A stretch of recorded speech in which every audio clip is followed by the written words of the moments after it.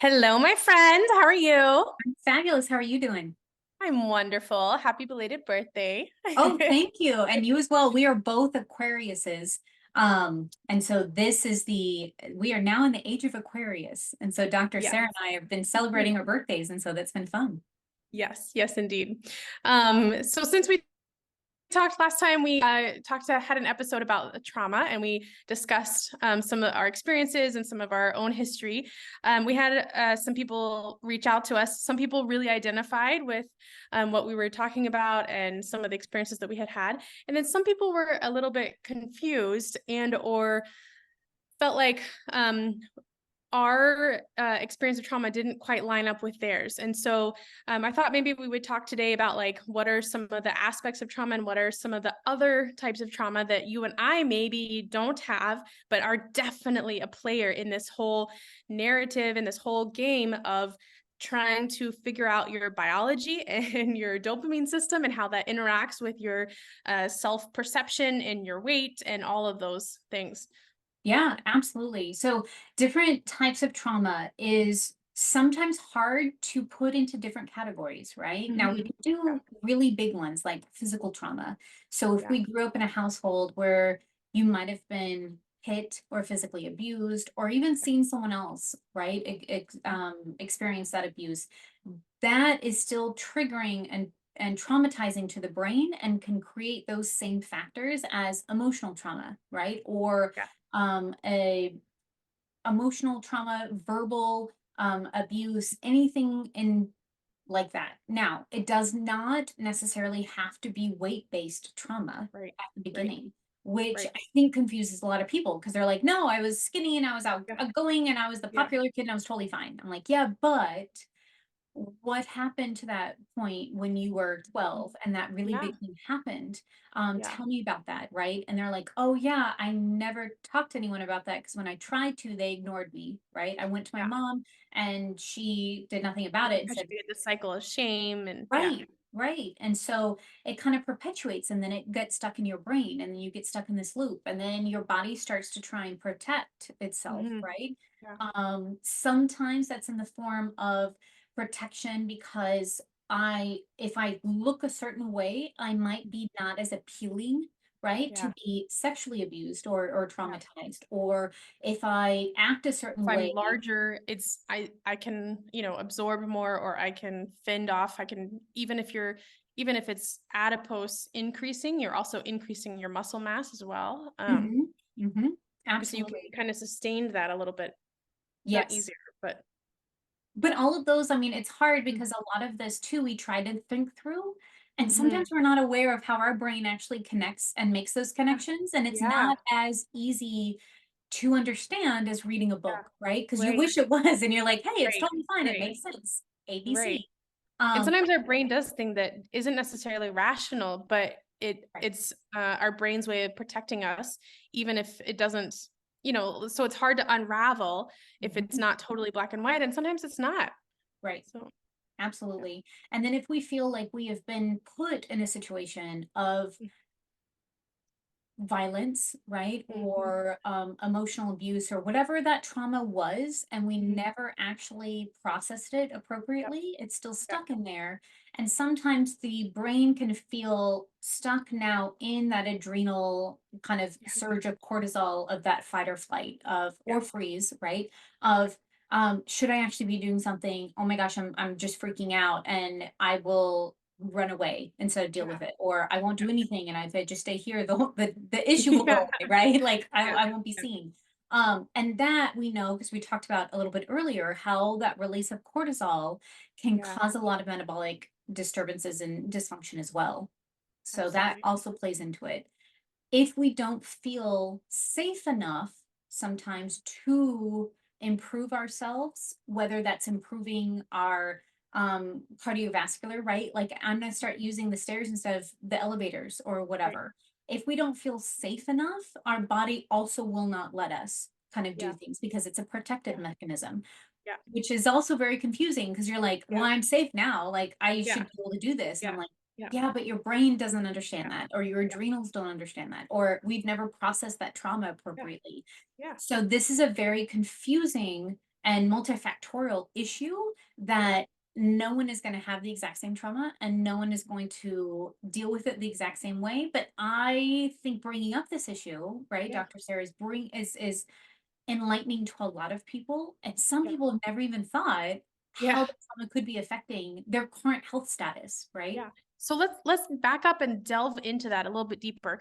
You meant when we're talking about like how our emotional state could affect our health status. Let's kind of you mentioned cortisol affecting the way that we process our intake and everything else. Let's kind of go. Can you tell me a little bit more about that? Let's go dig into that a little deeper. Sure. So like what does it feel like when you have a cortisol surge, or what is happening Yeah, like what are metabolically? yeah, what's happening? How is this affecting the way that your body regulates metabolism? Like you're talking about like, if you feel like, okay, I'm going to take the stairs, but then you get to the stairs and like you just do not have energy because your body is choosing to sequester the energy that you do have, the calories that you do have. It's choosing to store those rather than releasing them and allowing you to feel peppy. Yep. Not that peppy is a goal, but you know what I'm Yeah, talking about. Like feeling absolutely. strong, feeling energized when you're at the bottom of those stairs, that helps you make the choice or takes that choice away from you, Yep. um, making you want to choose the elevator or the escalator instead. Yeah. So um that I think choosing your exercise appropriately is a very important I think Totally. conversation to have, because some of us see something on Instagram, right? I saw this Yeah. fitness model and I was like, "Oh my gosh, I'm I gonna want do that. her." Right? Yeah. Exactly. I'm going to go and I'm going to climb 100 stairs tomorrow morning Yeah. because Yeah. that sounds feasible. And No. then you get there and your body and your brain is like, "No, no, no. Like Yeah. this is That's insane. This crazy. is like, let's start Yeah. with one step or whatever." So sometimes you can't even make that first step. The Yeah. other thing too is that when we push ourselves in an unsafe way with a very intense exercise that our body is not ready for, it releases more cortisol and can actually do more damage to the whole metabolic circuit as well, especially those of us with adrenal dysfunction, right? Yeah. Yeah. My chronic fatigue will get worse if I Yeah. push myself through it. And so Right. it's counterintuitive because a lot of people say, "Oh, you're tired. Well, you should start exercising. You get more energy that way." And that's That absolutely can be true. Yeah. right. But it's kind of like the calories in, calories out. Like that's a portion, but there's so Right. much bigger, right, of Right. that. And that Right. when I expend that cortisol and energy and I'm more exhausted and I have this post-exertional fatigue afterwards, Yeah. now I'm down for 3 days as Right. opposed to doing an appropriate energy exercise, if you will, for where Right. I'm at in my health Right. status. And And when then you're down for building those up. 3 days, you're decreasing the amount of calorie output that you Yes. have overall. Like, so you really backtracked, even if you're gonna like only think about the calories and calories out model and not think about all these other hormonal and change, like, the all the enzyme changes that happen to your body when your body's trying to conserve. But like you've now just on a calories and calories out level, which is not the only level, like superficially, you've decreased your output on Yes. average. Yeah, absolutely.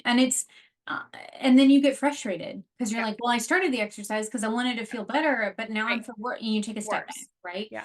Yeah. So I have this conversation a lot with, I see this a lot in women that do high intensity interval training, right? Or it also known as HIIT Really training, intensive cardio. right? Yeah. Yeah. So really fast, intense surge.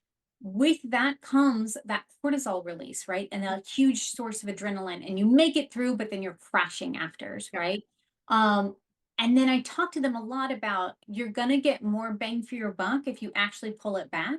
And you're Yeah. only pushing yourself to a 6 out of 10 in exertion Yeah. level. And those specifically for my adrenal dysfunction and chronic fatigue patients that really have a finite amount of energy. Yeah. But if we keep going to 6 and then you pull back, and then next day, because you didn't overpush yourself, you can do another 6 and pull Yeah. back, right? Yeah. Or every other day, whatever your schedule is Right. like. But Right. now you are building that mitochondrial function again, and you're putting out better output, and you're having incremental success with that energy without taking those huge steps back, which Right. helps you mentally as well. Because when Right. you see those improvements and you're feeling better, and you don't have to spend 3 days on the couch because you didn't overdo it in the first place, Right. everything is just clicking better, right?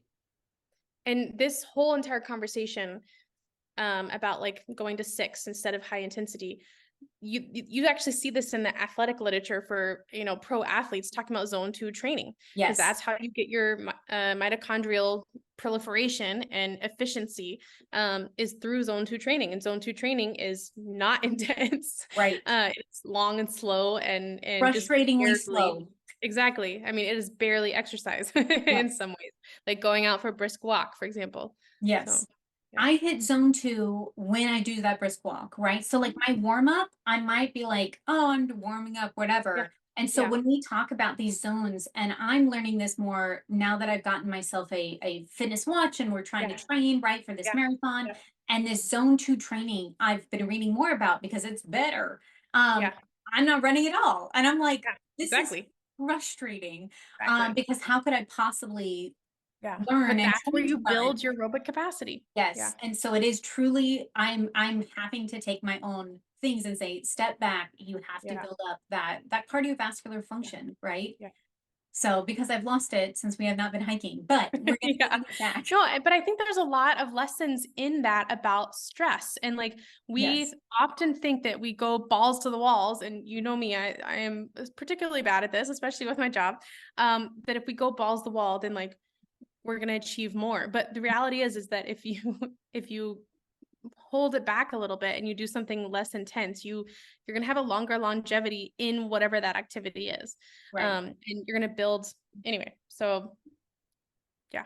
Yeah, 100%. And it tends to be better for us in all aspects. I think physically, right? We Mhm. see that improvement in your cardiovascular function. Mentally, it's good because you're still exercising, you're still releasing those endorphins, you still Yeah. get that benefits of Right. exercise, but Right. you're not getting the side effects or the cons, if Exhaustion. you will, of overdoing it, right? Or Yeah. overtraining or pushing yourselves. And I think a lot of that is truly having that talk with yourself mentally and saying, no, I'm doing this on purpose, right? And not feeling bad that I'm not going balls to the wall, right? I'm not Yeah. pushing it Yeah. 10 out of 10 Yeah. because I know that's not the best for me. But like it's Yeah. hard talking to yourself through Right. that when I get Right. frustrated, right? Right. That I Because I mean, can't. that preaches to like this our American mentality of like more is better. And Yes. like, I have like a little bit of sometimes self-hate or like feeling like I should, like should is such a Oh, bad word.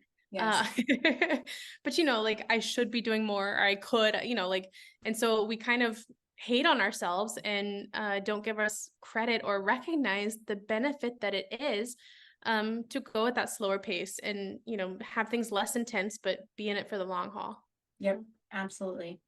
And I think that's, yes, the social and cultural aspects of what you're hitting on is so important. And that it's so ingrained in us that it's Yeah. very hard to undo. It's Yeah. hard for us to understand that like walking to and from the store is sometimes better Better. than, Yeah. right, trying to do that Going on intense the, workout for 20 right. minutes or Or whatever. be on the Stairmaster for 20 minutes. Yeah. Yeah. So, I mean, that's,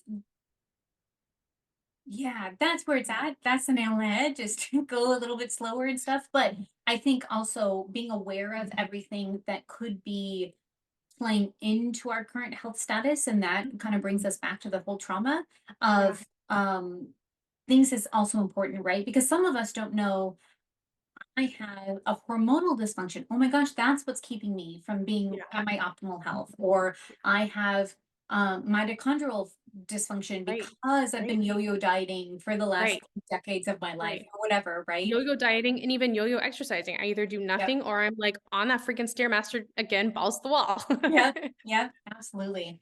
Um, and some people too, I think, are unaware that things that happened in our past are still could be playing into that hormonal aspect, right? With the adrenals and the cortisol and that stress, Yeah. but also with how we deal with day-to-day life stuff. Yeah. And so even though my current trauma I'm not living through right now, it peppers into my daily life because Yeah. it's still in my brain. Experienced I'm it in your still, history. right, exactly.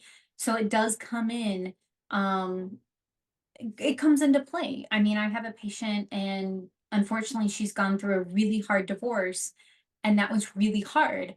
But now she thinks she's on the other side of it. And I'm like, no, no, no. Now we're going to heal from all of that Right, trauma, right? Like right, we have just started kind of that right, healing process. right. And she's like, well, I went through therapy, like during the divorce, I'm totally fine now. And I'm like, you could, like, Maybe. I Yeah. bet you're in a better place, but that could also be peppering in. And so I don't want us to necessarily forget all these different multifactorial aspects Right, right, because right, it could be the key, right? Of right, like, oh my gosh, I've been doing all the other 8 things and this is the ninth one and I had no idea, right? right, right. So yeah, it's hard. It's hard because there's so many different things, right? To Yeah, talk about health and wellness, and the different things that affect it. But I think it's also important to bring up these key components that people might not be aware of, right? yeah. For these reasons. Yeah, because we kind of then tend to think that like our weight and our body size is, or at least society tells us that it's, it's just calories in, calories out, Mm, has nothing else to do with anything. You either eat less and move more. And like, if you can just do that, then that's all there is. When in right. reality, the situation is so complex.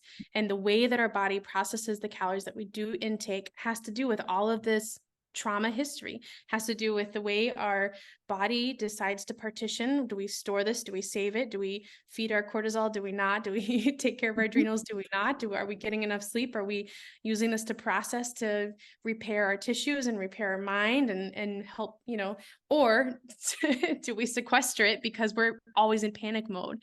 Mm, And so if you try to use the lens of only calories in, calories out, and am I moving more and eating less, and you don't take care of the rest of you as a person, mhm. you're going to be spinning your wheels because eventually, um, as your body tries to overcorrect your intentional activities of eating less and moving more, your body's going to try to overcompensate, and so eventually you're going to get down to eating nothing. Right. And we kind of talked about this because you had a patient that had a very similar history to me, Mhm. where she was spinning her wheels as in the ways that I have done, and um, been on very restrictive diets, and eating a calorie intake that is not sustainable and maybe not compatible with living. Mhm. Um, and like I have been there, I get it. And it's like, you know, I if we're gonna talk about willpower, I can beat up anybody. Like, by beat up, I mean like I can out willpower anybody. Mhm. And at the end of the day, like even with the willpower that I have, my physicality, my physiology, my metabolism will win. Mm, And I can't out will myself if I'm not taking care of the rest of me. right. And Absolutely. eventually you will get down to where you're not eating anything and you still may not lose weight. Yep. And science bros who haven't experienced that and haven't had the trauma and haven't had the metabolic changes that come with that don't get it. And Right. so they're sharing their truth and that's fine, but it shouldn't be prescribed to everyone that does have a history that is more complex. Yes, absolutely. And it's so frustrating, right? Because if willpower could fix it all, Yeah, we would I would all be be fine. exactly Yeah, where we wanted to be, yeah, right? yeah, yeah. I mean, me less than you because my willpower is not as strong as yours. Um, but but we've all fought the good fight, right? Yeah, yeah. And sometimes there's a missing piece, and that missing piece I think tends to come down to hormone imbalances, right? And Mhm. metabolism and all these different factors we keep talking about, but it's so nuanced that does not make the headlines and it's Yeah. not fitting into It that doesn't feel cute, soundbite. right? Yeah, Calories in, calories out. Eat less, yeah, move more. yeah. Like, Done. fantastic. But it If it's also not working for you, then you did something wrong.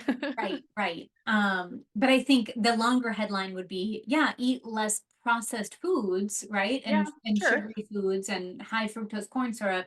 Move more, like don't be sedentary, Right, of which is course. really hard because again, Right, socially and culturally, we sit in front of our computers for right, 8, right, 9, right, however many hours. right, And then we right, sit to commute home and then we sit right, again for like it's just right, really hard. right. Um, We're not working at a farm or yeah, yeah. It's agriculture. but again, I think that's a bigger change. We have to be more aware, and that's where a lot of those maybe where the HIT training comes in, because they're like, listen, if you only got 20 minutes, like, Exactly. You can do get it, it in. right? And I'm like, okay, but no, like, let's do a Yeah. 20-minute stroll, right, after Yeah. dinner, or Yeah. let's do something else, or Yeah. maybe instead of taking that elevator, we learn to Right. walk that one flight of stairs if it's one. Right. Maybe Right. start with one if it's 11. Right. Like, again, don't start Right. at 10 out of 10, like we like to Yeah. do. Yeah. Um, so, but it's hard because I think the mental and psychological components that come with not only where we're at now, but what we have dealt with, we carry with Yeah. us. And Yeah. we also, that's another maybe social component that is getting a lot Yeah. more airwave now, or like air time now, but has not always been that way, right? Because Yeah. I think our generation is really the first generation that is Pushing doing back a lot of the against. work, right? And a lot of the therapy and a lot of the, the stuff. Yeah. And I think that comes from a recognition and an experience of pushing back against the old narrative and saying, look, I did everything you told me to do and it doesn't work. And so then searching for something else and coming across finding therapy, finding these other solutions. So Yeah. Yeah. I think I think the next component too will be trying to rebuild community and yeah, finding third spaces with those community members, because sometimes it's good to have that one-on-one therapy, right? To deal with your personal stuff, but like also it's good to yeah, have that group mentality and right. say this is a safe space, because not Yeah, all of us have had safe spaces. So again, we're yeah, not comfortable with them. We have to yeah, like branch out. We have to learn how to trust again, and like, yeah, oh my God, talk about therapy, yeah, sessions. But I think too, I'm hoping with the new generations coming up, they see how much damage has been done, yeah, and they are coming into a world that is more accepting of taking mental yeah, breaks, and taking mental health as seriously as we should be, and yeah. incorporating that into healthy lives and a lifestyle. Absolutely. Yeah. Well, on that note, in our comments, we hope to create a safe space and a place for community. So if anything that we have talked about today has touched you, please know that we are trying to build a safe space for you. And please reach out to us. Please comment and tell us, let us know what you think if you've experienced this, and what that meant for you, how you dealt with it, what are the things that you interacted to do to either overcome it, or even if you haven't overcome it, the way that it has affected you. So Absolutely. So we'll see you in the comments. Keep messaging us, and we'll see you later.